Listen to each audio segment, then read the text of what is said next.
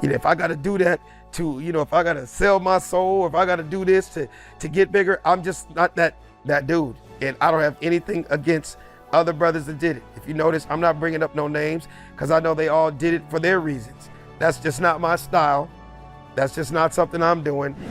That it was about to be the end of the Jamie Foxx show. You get what I'm saying? Because the same thing, it's a good problem that he had in his life. Because the problem he had was the same problem that Will had. You being around Diddy back then, you know anything about, you know, his relationship with Jamie Foxx? Yo, the relationship Diddy had with Jamie Foxx, well, I met Jamie Foxx on the tour bus. You know what I'm saying? And I don't know, we was at, oh my God, it slipped my mind where we was at, but they was on some friendship stuff, and it was a tour bus, and Puff was in the back, and there was a lot of girls in the front, and Jamie was just real touchy-feely. When Alex Thomas sat down for an interview, people expected funny Hollywood stories, not this. Because instead of the usual jokes and behind-scenes laughs, Alex ended up spilling the truth about his fallout with Jamie Foxx. And it wasn't pretty. It all started back on the Jamie Foxx show. For Alex, that gig was a dream come true. He said it didn't even feel like work. Every day felt like showing up to a comedy club where all your best friends were hanging out. He already knew everyone on set. Jamie's manager, the producer, Bentley Evans, and even Marcus King. These weren't strangers. They were family. I knew Jamie from the days of when he was on In Living Color. I was one of those, put it this way, I was with Jamie the night he got out of valet, out of his, I want to say it was a 1988 240ZX, got out in valet to walk in to audition for In Living Color. I was there the night when he did 5 minutes and got a standing ovation, and the next day he was a member of In Living Color. So I was kind of there from the beginning of the journey with him. I like to tell people, I was there from his $1,500 a month apartment till his $27 million mansion. And I'm so proud of him because he's one of those dudes that never forgot where he came from. We always stayed close. We stayed tight. It was like working with your friend every episode. And you gotta understand, it's the similarities between the Jamie Foxx show and the Fresh Prince of Bel-Air. I wasn't on the Jamie Foxx show at the beginning. It was the last 2 or 3 seasons, 4 seasons, something like that. And it was incredible. A lot of people say, hey man, they didn't even really start watching as much until all of us came in Jingles 2000, you know what I mean? Me, Miles, Curtis, all the guys, you know what I mean? So it was his homies. And we literally just had fun every episode. But then came the fallout. Alex said it all happened toward the end of the Jamie Foxx show. The cast had heard rumors that the show was wrapping up. The final few episodes were being filmed, and everyone knew Jamie was about to make the same jump Will Smith made from sitcom star to full-blown movie star. And the falling out with me and Jamie, it was one of the weirdest situations of my career. It was like my first real dilemma of, oh my God, what am I gonna do?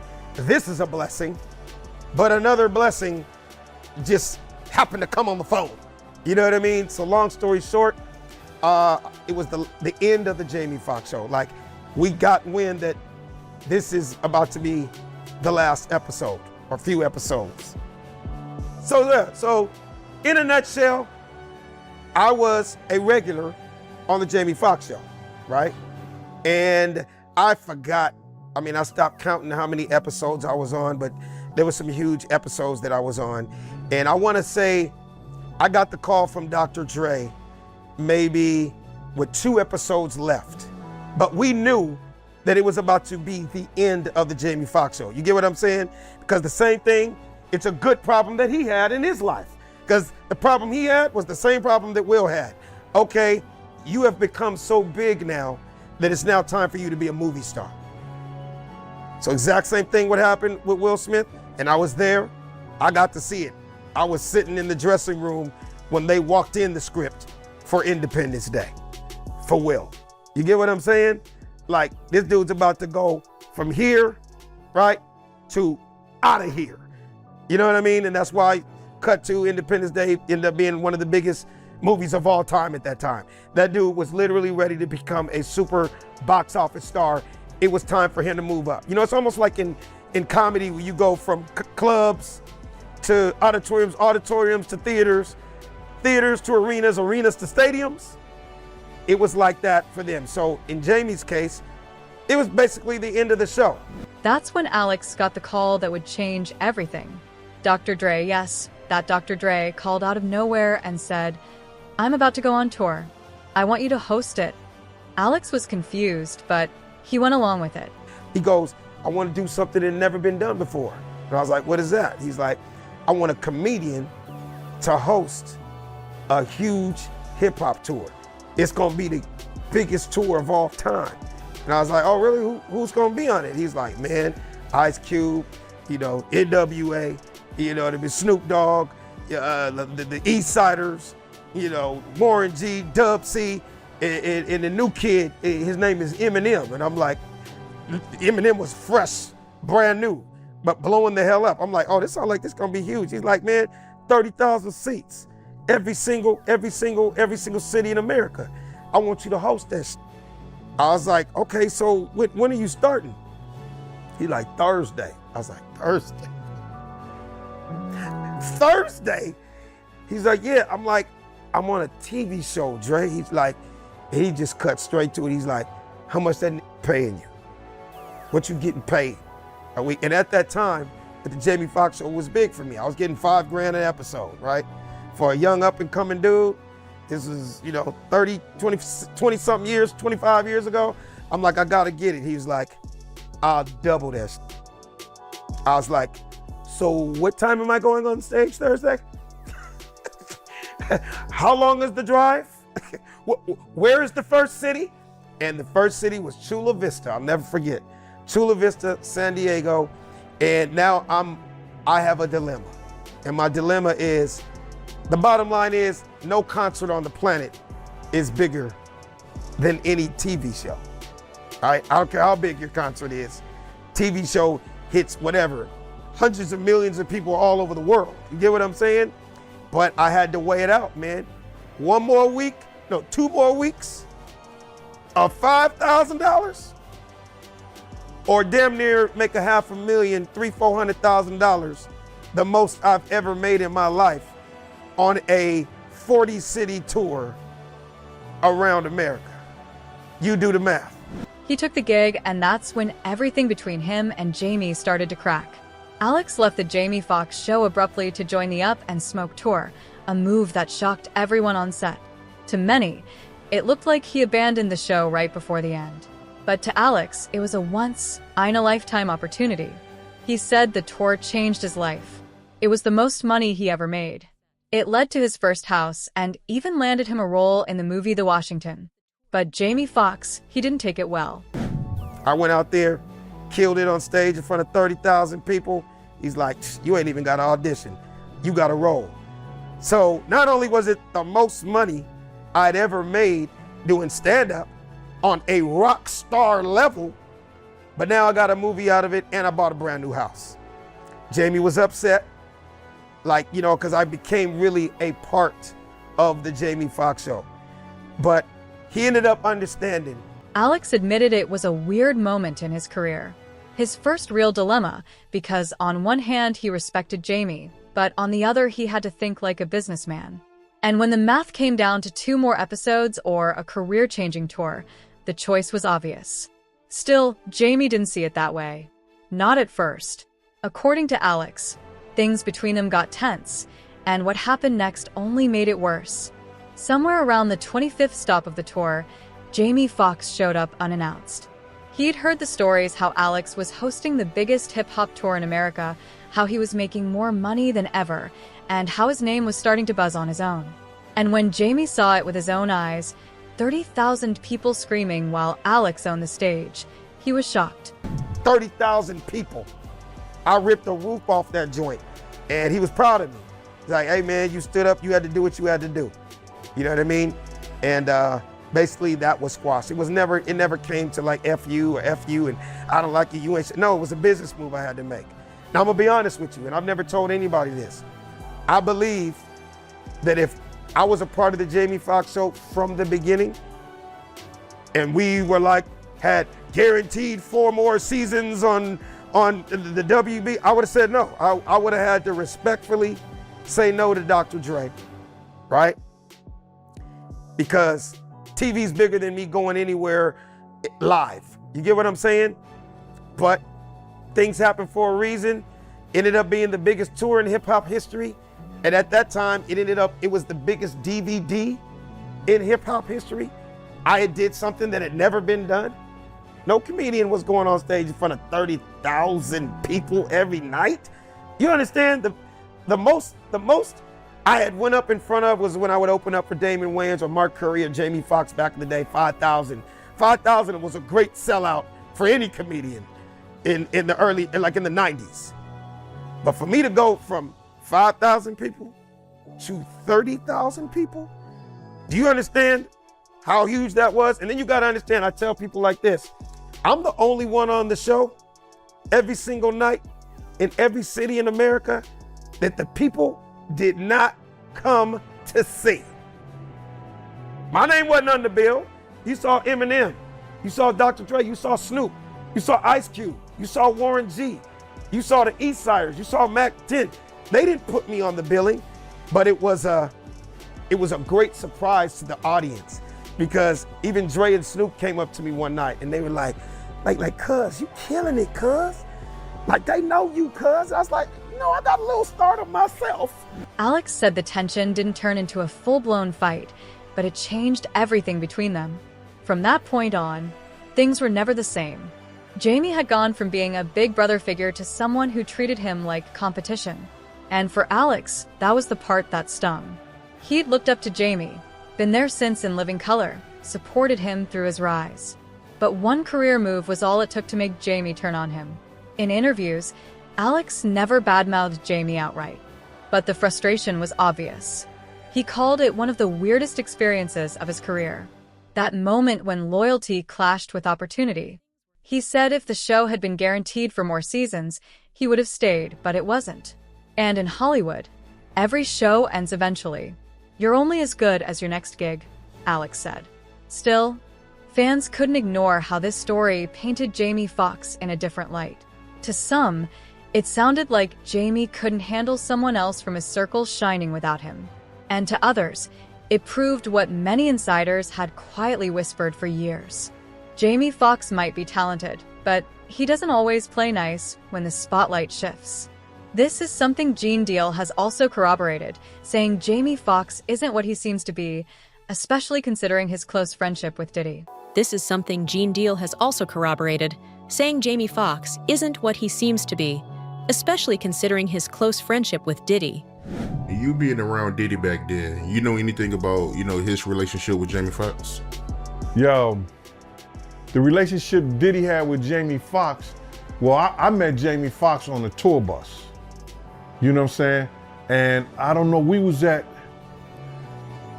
oh my God, it slipped my mind where we was at, but they was on some friendship stuff, and it was a tour bus, and Puff was in the back, and there was a lot of girls in the front, and Jamie was just real touchy-feely, but Puff didn't come out the back. I don't know if Puff came out the back of the tour bus.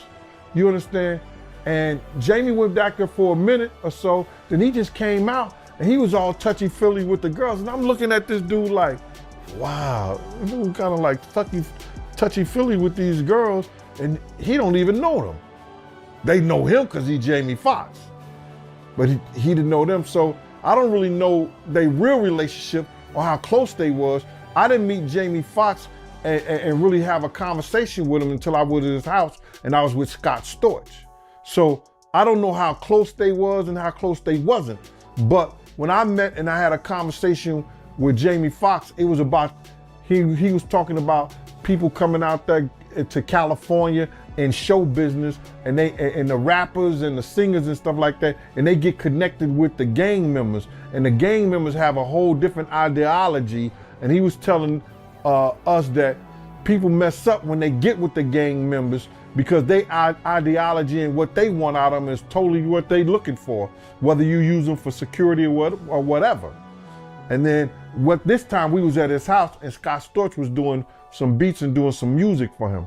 And I was playing pool. And the dude told me, say, yo, I was playing Jamie Foxx up. And he said, yo, let me just tell you something. If you beat him, especially on his table, and I wasn't no hell of a pool player.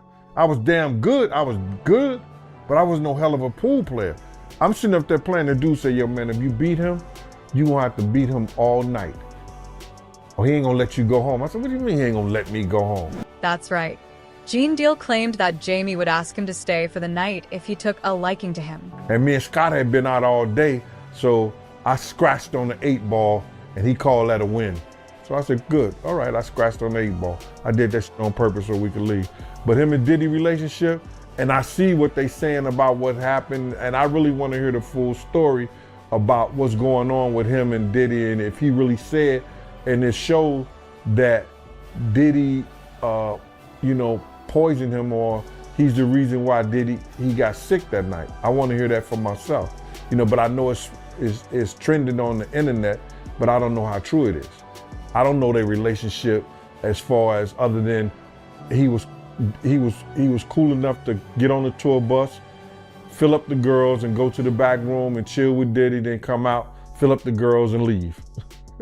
That's all I know. And you said him and Diddy was being touchy with the females? No, he was. Diddy already had some female in the back in the tour bus, and Jamie Foxx got on the bus like he owned it, like it was his. So I know he had a conversation with Puff before he got on the tour bus. You understand what I'm saying? I know he had a conversation because he wouldn't have got on the tour bus unless he had that conversation with him.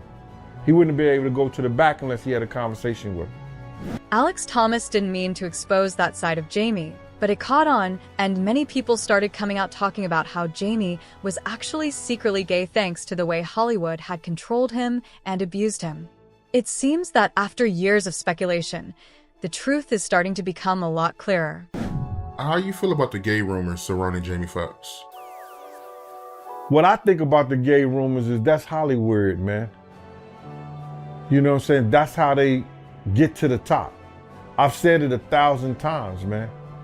The people that indulge and make that type of behavior common, like they don't have a problem with it, putting on the dresses, you understand? Acting as if they a woman, taking those type of roles. When they show those people that they are capable of doing that, they're capable of doing anything. And that's how they get their rise into their fame in Hollywood.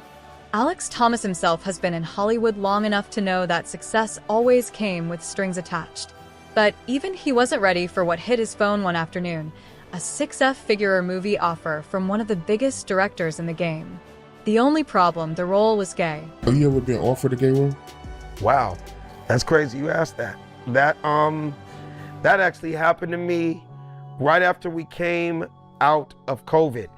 And I'd always heard about this. You always hear about, in Black Hollywood, you ain't made it until you either play a gay role or you get offered a gay role. And I'm like, oh my God, it has finally happened to me. So I get a call from my agent one day, and he was just like, Alex, a huge offer just came across my desk. Huge movie, a lot of money, huge director, and I just had to run it by you. I was like, cool, so what is it? He's like, well, I do want to just let you know up front, it's a gay role. And before I even get into it, would you play a gay role? And I told him respectfully, no. Just nothing against gay people. I have gay friends, gay family.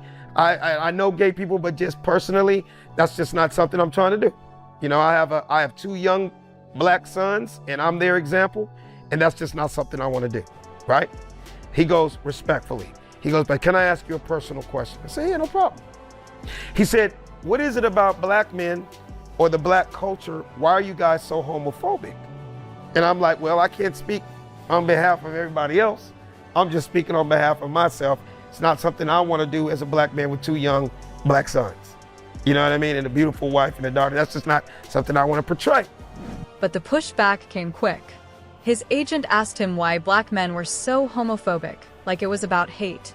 when really, Alex said it was about image and culture. When you play a certain role as a black man, you become that forever. He explained, "You're not acting anymore. That's who they see you as." He used Alfonso Ribeiro, also known as Carlton from Fresh Prince, as the perfect example. Alfonso Ribeiro, Carlton, Fresh Prince of Bel-Air. One of the greatest roles in TV history, right? Made millions and millions of dollars off this role. One of the most famous actors in the world off that one character, right? But to black folks, he is Carlton to the day he dies. Can I get an amen? Amen. Facts. So I'm gonna give you the example of what I'm talking about. So as far as Alfonso Ribeiro, we all know Alfonso Ribeiro could be in the next Avatar movie. No, Alfonso Ribeiro could be in the next Black Panther. And you know what black folks will say, right? Black people will be like, "You see that Carlton in the new Black Panther movie?" Yeah, Carlton done went from Bel-Air to Wakanda. Boy, that boy Carlton, he cold-blooded, right? And I say, it just be my luck, Art, that I say yes, and I agree to do Broke Black Mountain 3. And now I'm just known to the whole black world as the gay black cowboy that got a train pulled on him up in the mountains by the Indians. Now I'm just known as Raheem, you know? And now I gotta deal with, I'm out in public with my two sons, black folks coming up to me like, oh, hey T, there go Raheem. Hey Raheem, hey, you killed it in that movie, bro. Hey, hey man, them Indians blew your back out up in them hills.